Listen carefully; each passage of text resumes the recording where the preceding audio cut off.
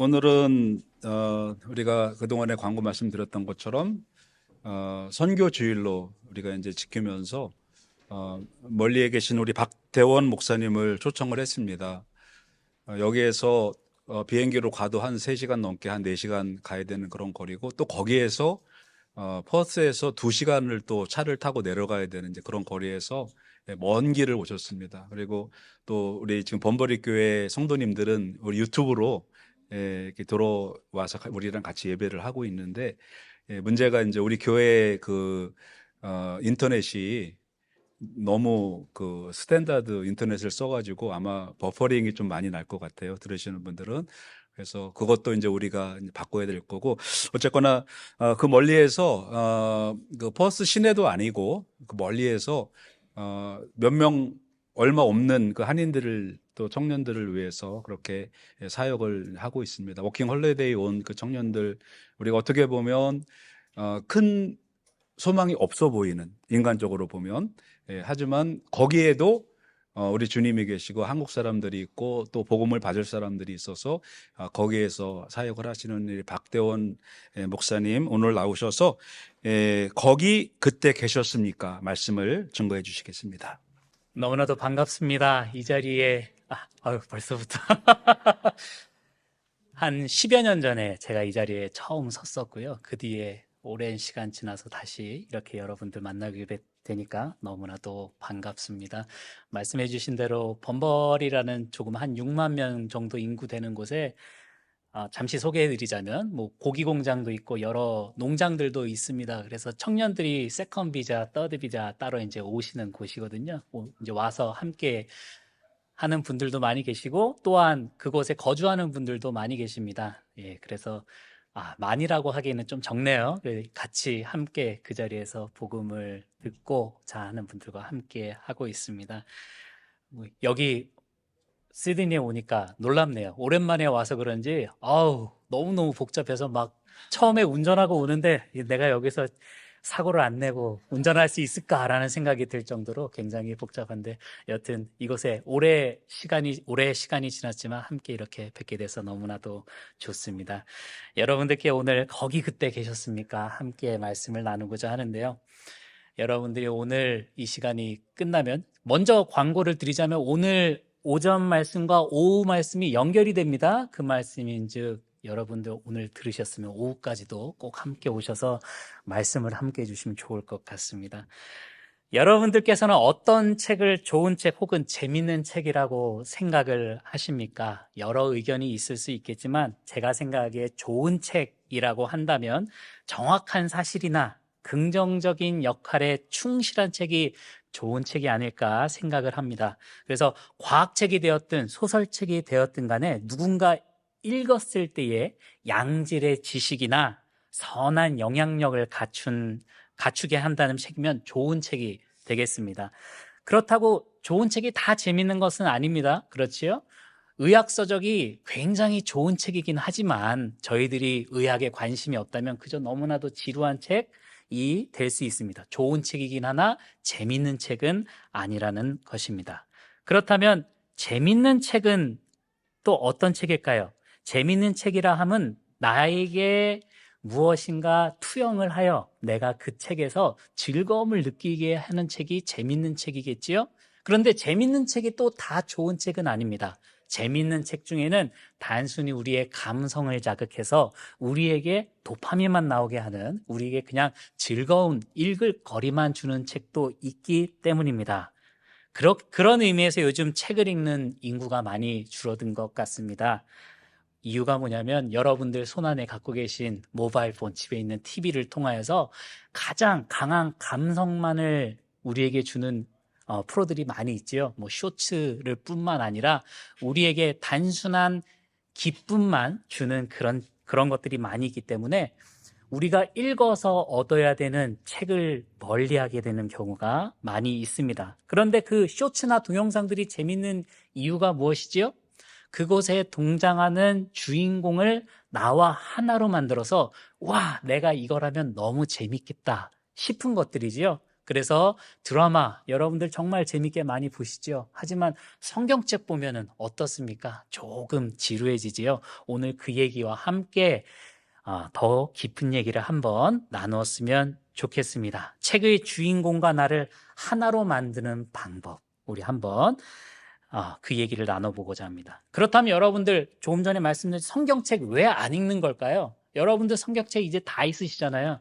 성경책도 있고 모바일 폰에 앱으로도 갖고 있고, 그런데 막상 성경을 읽으면 잘 안 읽혀요. 그렇습니다. 방금 말씀드렸지만 성경책이 좋은 책인지는 알겠어요. 하나님의 말씀이 있고 복음이 있으니 성경책 정말 정말 좋은 책이야 하는데 왜 재밌는 책은 아닐까요? 조금 더 나아가서 이 성경책이 무엇인지 정확하게 모르기 때문에 재미가 없는 것은 아닐까요? 마치 맛있는 요리를 만들어야 되는데 저희가 과학책을 펴놨어요. 그러면은 맛있는 요리를 만들기 힘들지 않겠습니까? 나는 요리를 만들어야 되는데 내가 보는 것은 과학에 관련된 것이면 우리는 맛있는 음식을 만들어낼 수 없을 것입니다. 그럼 성경을 좋은 책으로 받아들이고 재미있게 읽는 방법은 성경이 어떤 책인지 알고, 그리고 내가 이 안에서 알아야 하는 것인지를 무엇인지 알고 나와 책의 주인공을 하나로 만들 수 있다면 성경도 재미있게 읽을 수 있을 것입니다. 오늘 본문을 통해서 성경에 대해서 조금 더 넓고 확실한 이해를 가지고 가기를 소망합니다. 오늘 에베소서 이 본문은요, 여러분들이 너무나도 잘 알고 계신 본문입니다. 개역 신학의 백미라고 할 수 있는 예정의 교리를 담고 있는 부분입니다. 내용을 여러분들이 자세하게 알지 못해도 대략 이렇게 이해하실 수 있습니다. 이미 창세전에 하나님께서 그의 택하신 자들을 누구 안에서? 예수 그리스도 안에서 우리를 불러 구원으로 인도하셨다는 내용이 오늘의 내용입니다. 이것이 예정이라는 것입니다. 그래서 4절부터 한번 보시면 곧 창세전에 그리스도 안에서 우리를 택하사 우리로 사랑 안에서 그 앞에 거룩하고 흠이 없게 하시려고 그 기쁘신 뜻대로 우리를 예정하사 예수 그리스도로 말미암아 자기의 아들들이 되게 하셨다. 이렇게 말씀을 하고 있습니다. 여러분들이 많이 읽으셨는데 지금 읽어드린 이 본문 내용에서 굉장히 중요한 놀라운 시간의 시점이 하나 등장합니다. 뭐냐면 창세전이라는 내용입니다. 창세전은 언제입니까? 온 우주가 만들어지기 전이라는 뜻입니다. 이 말씀은 여러분들 성경 일독해 보신 분들은 다 기억하시는 창세기 1장 1절 태초에 하나님이 천지 창조하시니라, 그 이전의 시간을 말하는 것입니다. 그거보다 더 옛날 이야기입니다. 이 말씀을 들으셨을 때 여러분들의 기분이 어떠십니까? 창세전. 물론 우리는 믿음으로 이것을 이해할 수 있다 생각하지만 여러분들의 상식선에서 창세전이라는 시간은 사실 상상하기도 힘든 시간입니다. 모든 것을 하실 수 있는 전지전능한 하나님께서 이 창세 전부터 준비해서 온 우주를 만드시고 우리를 이끌어 주신 것 알겠는데 우리가 가지고 있는 상식선에서 이 창세 전이라는 시간을 이해하기는 너무 어렵다는 것이죠. 나와 그 시간과는 큰 차이가 있어서 이해하기가 힘들 것입니다. 그럼 창세 전보다 조금 최근입니다. 창세 전보다는 조금 최근인 창세기 1장 1절 다시 한번 생각해 보겠습니다. 태초에 하나님이 천지를 창조하시니라. 이거 조금 가깝죠? 창세 전보다는 훨씬 가깝습니다. 이거는 어떻게 쉽게 받아들여지십니까? 태초에 하나님이 천지를 창조하시니라. 우리 너무나도 많이 들어서 알고 있어요. 하나님이 천지를 창조하셨다. 태초에 시작에 창조하셨다. 하지만 내가 믿음으로는 믿겠지만 사실 그 믿음 안에서도 이해하는 것은 너무나도 어렵습니다. 하나님께서 온 우주를 창조하셨구나. 우리는 믿음에 의지하여서 믿지만 이 시점을 이해하는 것은 너무 어려운 것입니다. 여기에서부터 성경을 읽을 때에 많은 문제가 발생합니다. 일단 이해가 잘 안 되니까 여러 가지 방법을 쓰는 것이죠. 그래서 무슨 방법을 씁니까? 과학책처럼 한번 읽어봅니다. 과학책처럼. 그래서 어떻게 됩니까? 과학자들이 말하기를 100억 년 전에, 30억 년 전에 지구 만들어지고 우주 만들어지고 했으니까 이게 그때 이야기를 하는 것이구나 라고 생각을 해봅니다. 이런 시도들이 나쁜 것은 아닙니다. 왜냐하면 흥미를 가질 수 있는 방법이기에 나쁘다고 말씀드리는 것이 아니지만 자칫 오해를 불러일으킬 수가 있습니다. 그리고 성경을 또 어떻게 보십니까? 역사책으로 읽으시는 분들도 계시죠? 우리가 지금까지 지나온 역사학자들이 말하는 그 시간 안에 성경을 대입하여서 이때쯤 성경에 이런 부분이구나 하면서 이해를 하시는 분들도 계십니다. 그런데 과학자들이나 역사학자들이 항상 자기네들이 연구한 것을 말하기 때문에 성경과는 조금 괴리감이 있는 것이 사실입니다. 그래서 어떤 분들이 계시냐면 성경에 나오는 어떠한 특별한 능력이 보여지는 곳, 예수님께서 오병이어 기적 만들거나 홍해를 육지처럼 가르거나 이런 부분은 그 당시에 있었던 미신 혹은 전해 내려오는 것들을 성경에다가 집어넣어서 허구지만 이렇게 집어넣어서 신격화하는 데 도움을 줬다. 이렇게 또 성경을 이해하니까 성경은 전체가 다 진실은 아니다 라고 생각하시는 분들도 혹시 있을지도 모르겠습니다. 이것이 성경을 읽기에 어려운 책으로 만드는 것입니다. 여러분 성경 창세기부터 읽다가 중간에 보통 레위기에서 멈추시죠? 이 제사법 나오기 시작하면 딱 멈추고 내가 다음번에 읽어야지 성경을 덮으실 때가 있을 것입니다.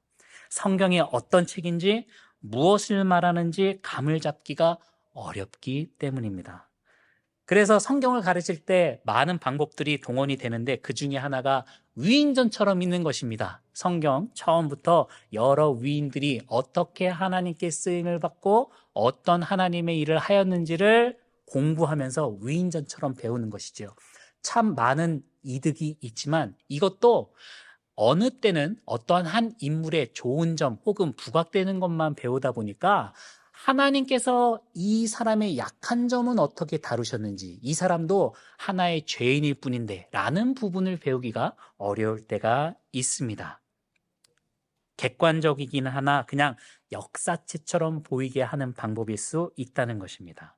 그렇다면 다시 한번 본문으로 돌아가 보겠습니다.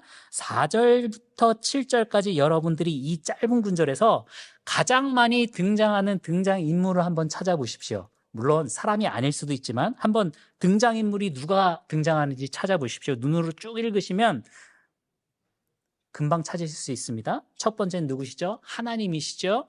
그 다음에는 예수님이십니다. 그래서 여기서 그로 대변되는 하나님이 등장하고 예수 안에서라는 그 예수님이 등장하시고요. 그리고 그 다음에 우리가 등장하게 됩니다. 그렇죠? 예수 그리스도는 예정이라는 이 놀라운 약속, 창세 전부터 우리를 택하셨다는 이 약속 안에서 주인공이 하나님과 예수님과 우리라는 것입니다. 아직 성경이 만들어지기 전에 모든 우주가 만들어지기 전부터 주인공이 누구라고요? 성삼위 하나님과 우리가 주인공이라는 것입니다. 그렇다면 지금 우리가 읽고 있는 책은 어떤 책이 되는 것이죠? 과학책도, 역사책도, 위인전도, 산문집도 아니고 하나님께서 그 백성을 사랑하사 예수 그리스도 안에서 구원하신 구원의 전체를 기록한 것이 우리가 보고 있는 성경책인 것입니다. 그러니까 성경에서 공룡이 있는지 없는지, 지구의 나이가 5,000년인지 30억 년인지, 아담에게 배꼽이 있는지 없는지 이건 중요한 것이 아니라요. 성경을 딱 펼치고 보면 우리가 무엇을 발견해야 하냐면 창세기부터 시작하여서 요한계시록까지 주인공 되신 하나님께서 역사 가운데서 어떻게 예수 그리스도를 보여주시고 예수 그리스도로 말미암아 우리를 어떻게 구원해 주셨는지의 관점에서 보면 되는 것입니다. 그래서 거기서 주인공이 누구라고요? 우리, 여러분들이 주인공인 책인 것입니다.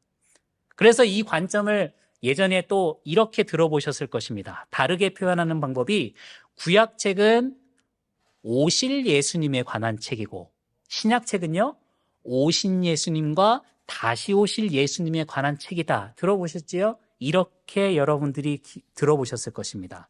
또 다른 말로는 성경을 어떻게 말을 하고 있냐면 성경 전체를 구원에 관한 책으로 읽어라 라는 하는 말씀과 동일한 말씀이 되겠습니다. 이와 같이 읽을 때에 여러분들 또 집중해서 보셔야 되는 단어들이 있는데 사도 바울은 에베소서뿐만 아니라 바울서신 전체에 엄청나게 중요한 단어를 쏙 집어넣어 놨습니다. 그 단어가 뭐냐면 오늘도 많이 등장하는데 그리스도 예수 안에서 그리스도 예수라는 말입니다. 예수님 안에서 여러분들이 예수님 안에서 구원받았다라고 할 때 이 예수님 안에서의 중요성을 더 깊게 생각해 보셔야 한다는 것입니다. 그리스도 안에서 예수 안에서 예수로 말미암아 모두 같은 말입니다. 그런데 보통 성경을 읽을 때에 그리스도 안에서라고 말하면 단순한 수식어 정도로 생각할 때가 많습니다. 우리가 예수님 때문에 구원받았으니까 예수님 안에서라는 단어를 계속 붙여서 강조하거나 수식하는 정도로 생각할 수가 있습니다. 혹은 단순히 감정에 호소하는 문구 정도로 생각할 수가 있는데 너무나도 당연한 말이기에 그다지 깊이 생각하지 않을 때가 있습니다. 그런데 이 그리스도 예수 안에서라는 말은 엄청난 의미가 담겨 있습니다. 일단은 구원이라는 것이 예수 그리스도로 말미암아 되었기에 예수님 안에서만 구원이 있다는 정의로 이해할 수 있습니다. 그렇죠? 여러분들이 이 교회 테두리 안에만 들어있으면 잘 못 듣는 이야기들이 있습니다. 세상 밖에서는 구원이 예수에게만 있다고 말하지 않습니다. 구원이라는 것은 방법만 다른 거야. 사람만 다른 거야. 우리가 믿는 대상만 다른 거야. 내가 부처에게 가서 빌면 부처를 통해서 구원받고 마호메트에게 빌면 마호메트를 통해서 구원받고 거기서 예수를 믿으면 예수를 통해서 구원받는 거야 라고 말하는 분들이 계시다는 것이죠. 하지만 성경을 본 우리는 정확히 알 수 있습니다. 예수님 안에서 예수님 외에 다른 구원의 방법이 없다는 것을 지금 이 단어를 통해서 정확히 이해하실 수 있는 것입니다. 그리고 다음으로 이해하는 것이 이 관점이 4절 초반에 나오는 말씀입니다. 뭐냐면 곧 창세 전에 그리스도 안에서라고 말을 하고 있습니다. 우리 곧 창세 전이라는 시간의 관점을 배웠지요? 그런데 그 창세 전에 누구 안에서요? 그리스도 안에서 우리가 선택을 받았다 이야기를 하는 것입니다. 여러분은요, 세상이 만들어진 것은 감사하나 크게 와닿지 않습니다. 아까 말씀드렸죠. 상상도 되기 힘든 거예요. 그런데 성경에서 뭘 얘기하고 있냐면요. 세상이 만들어지기 전에 이미 누구 안에서요? 예수 그리스도 안에서 우리가 하나님과 함께 있었음을 이야기합니다. 아직 우리는 태어나기도 전인데 하나님께서는 이미 누구 안에서요? 예수 그리스도 안에서 이 구원의 계획을 세우셨다는 겁니다. 여기서 시작하면 이제 여러분들의 생각이 바뀌셔야 됩니다. 하나님께서 온 우주를 만드시고 지구를 만드신 다음에 지구라는 별이 너무 아름다우니까 내 사랑하는 백성들 여기다가 만들어서 구원 한번 해볼까? 라고 생각하신 것이 아니라 온 우주가 만들어지기 전에 하나님께서 모든 것을 아시고 내가 내 백성을 구원하는데 내 백성의 구원을 시작하자라고 결심하시고 우주를 만들기 시작하신 거예요. 이것을 잘 기억하셔야 돼요. 이렇게 생각하시면 여러분들이 하늘을 쳐다보실 때, 하늘의 수많은 별들 아름다움을 보실 때, 과학자들이 찍어놓은 아름다운 별들의 우주의 사진을 보실 때, 와, 하나님께서 참 아름답게 만드셨구나 라는 것에서 끝나는 것이 아니라, 하나님 도대체 우리를 얼마나 사랑하시기에 우리를 구원하시려고 이 우주를 만드셨나부터 시작하시면 된다는 것입니다. 여러분, 이것이 우주입니다. 우주가 있고 나서 우리가 있는 것이 아니라 우리는 예수님 안에서 우주가 있기 전에 선택받은 사람들이라는 것을 기억하셔야 한다는 것입니다. 그러니까 이것을 알고 나면요, 시중에 많이 나와 있는 외계인에 관련된 영화를 보면서 그럴 수도 있겠다. 여러분, 그런 것들은 잠시 그냥 재미로 한번 보시면 되는 것입니다. 이 생각을 갖고 있으면 이 우주의 생명체와 관련된 것들은 우리만 있다는 것을 확신하실 수 있다는 것입니다. 이 우주가 그리스도 안에서 선택된 백성들을 구원하시기 위해 창조되었다는 것. 이 이후로 그래서 아브라함에게 어떤 약속을 주십니까? 큰 민족의 아버지가 되게 하겠다. 셀 수 없는 자손을 만들겠다. 기억나시죠? 하늘의 별들과 같이 땅의 모래와 같이 내 후손들을 만들게 될 거야. 그게 이스라엘 백성들만 말씀하신 걸까요? 아니에요. 이미 아브라함에게 약속을 해주실 때에 모든 민족이 아브라함 아래에 있게 되는 거예요. 모든 민족으로 셀 수 없이 만들겠다. 그러니까 이스라엘 백성들만 구원받기 위해 아브라함이 있었던 것이 아니고 하나님의 계획 안에서 아브라함을 통해 그 이후로 예수를 통해 복음이 전파되고 세상에 전파되고 동방의 작은 나라인 대한민국에까지, 그리고 그곳에서 복음을 받고 이 호주 땅에도 있는 우리 모두를 아브라함 안에 포함시켜서 구원하셨다는 거예요. 여러분들이 주인공이십니다. 누구 안에서요? 예수 그리스도 안에서. 그래서 성경을 보실 때 어떻게 보시면 되는 거예요? 여러분들이 예수 그리스도 안에서 이 온 우주가 창조될 때 함께 계셨던 거예요. 모든 우주가 창조될 때 여러분들이 그곳에 계셨던 거예요. 여러분들이 아담이 범죄하고 나서 하나님께서 가죽옷을 입혀주실 때에 예수 그리스도 안에서 그곳에 계셨던 거예요. 아브라함이 약속을 받을 이때에 여러분들은 예수님 안에서 아브라함과 함께 약속을 받으신 거예요.